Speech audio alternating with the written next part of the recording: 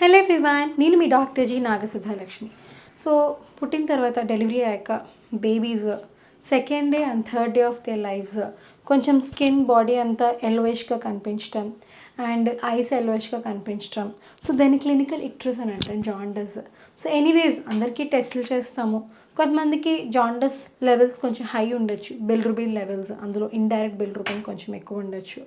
So అలాంటి సమయంలో మనం ఏం చేయాలి అంటే, so your doctor whoever is treating, they will definitely take care of that. And దానికి అవసరమైనదైతే లైట్ థెరపీ అని అంటాం, అంటే ఫోటోథెరపీ. సో డబుల్ సర్ఫేస్ కానీ, సింగిల్ సర్ఫేస్ కానీ, ట్రిపుల్ సర్ఫేస్ ఫోటోథెరపీస్ అవసరాన్ని బట్టి పెడతారు. సో ఇలా చేయడం వల్ల ఏంటంటే బేబీ యొక్క liver enzymes are little immature when they are born. దానివల్ల హెచ్బి అనేది కొంచెం డ్రాప్ అయ్యి అది బ్రేక్ డౌన్ అవడం వల్ల అది బిలిరూబిన్ ఎక్కువయ్యి మనకి ఎల్లోయిష్గా అది కనిపిస్తూ ఉంటుంది. సో ఈ లైట్ థెరపీ ఇవ్వడం వల్ల అది నార్మల్ అవ్వచ్చు. ఇంకా న్యాచురల్గా ఏంటంటే ఫీడింగ్ సరిపోకపోయినా కూడా ఈ జాండస్ కొంచెం ఎక్కువగా అవ్వచ్చు. అదే కానీ డే 1 మనకి జాండస్ కనిపించిందంటే ఇట్ ఇస్ పెథలాజికల్ జాండస్. సో డెఫినెట్గా ఏదో ఒక కారణం ఉండి ఉండొచ్చు. బట్ ఆఫ్టర్ 2 or 3 days అయితే వస్తే నేను ఫిజియలాజికల్ జాండస్ అంటాం. అస్సలు భయపడక్కర్లేదు. 100లో మినిమం ఒక 90% పిల్లలకి ఉండొచ్చు.